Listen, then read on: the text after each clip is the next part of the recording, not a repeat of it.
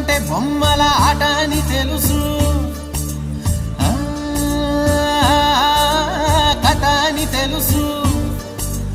కథ అని తెలుసు, కథలన్నీ కంచికే చేరునని తెలుసు, తెలుసు తెర తొలుగుతుందని,